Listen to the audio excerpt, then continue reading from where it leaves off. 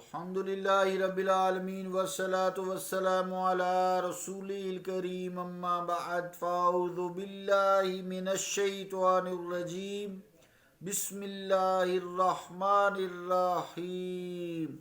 ان الشرک لظلم عظیم صدق اللہ العظیم۔ واجب الاحترام سامعین، السلام علیکم ورحمۃ اللہ وبرکاتہ۔ آیت کریمہ جو تلاوت کرنے کی سعادت حاصل ہوئی ہے، اس کا ترجمہ ہے بے شک شرک ظلم عظیم ہے، اللہ کا قول سچا ہے جو بڑی ہی عظمت والا ہے۔ عزیزان گرامی قدر، جب انسان اس دنیا سے رخصت ہو جاتا ہے تو اس کی تکفین کی جاتی ہے، اور وہ ساری جتنی بھی رسومات ہیں جو سنت مصطفیٰ صلی اللہ علیہ وآلہ وسلم سے ہمیں ملتی ہیں،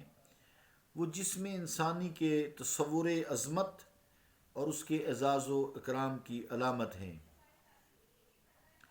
دنیا سے انسان جب چلا جاتا ہے تو اس وقت انسان کے ساتھ سلوک برہنگی روا نہیں رکھا جاتا، بلکہ مرنے کے بعد اس کے جسم خاکی کے ساتھ تصور لباس کے جواز کے ایک عہد نو کا آغاز کیا جاتا ہے۔ حالانکہ اگر صرف اس کا سطر ہی مقصود ہوتا تو میت کے ساتھ کفن کے اہتمام کی چنداں ضرورت نہیں تھی۔ قطعاً ضرورت نہیں ہے کفن کی اگر عقل سے دیکھا جائے تو، لیکن مصطفیٰ کریم علیہ الصلوۃ والسلام کا فرمان ہے اور یہ ساری عقلوں پر بھاری ہے، تو زیادہ سے زیادہ پھر اگر ہوتا تو ایک قبر تک چادر لے جاتے، اس پر تان کا لے جاتے یا ڈال کا لے جاتے، اور بعد دفن اسے بھی اتار لیا جاتا۔ بھی چادر کیوں ضائع کرنی ہے؟ اس لیے میت کے لیے قبر خود ایک صندوق ہے اور صندوق سطر ہے۔ ثابت یہ بات ہوتی ہے اس سارے عمل سے جو مصطفیٰ کریم علیہ الصلوۃ والسلام نے ہمیں کفن دفن کا بتایا ہے کہ میت کو کفن پہنایا جاتا ہے تو صرف انسانی جسم کے تصور عظمت کے لیے پہنایا جاتا ہے اور اس کے اعزاز و اکرام کی خاطر پہنایا جاتا ہے۔ اگر اس اعزاز کو جو اس کے مرنے کے بعد یا مرنے کے وقت اسے کفن کی صورت میں دیا گیا ہے، اس کی یاد تازہ کرنے کے لیے سال بھر میں ایک مرتبہ اسی دن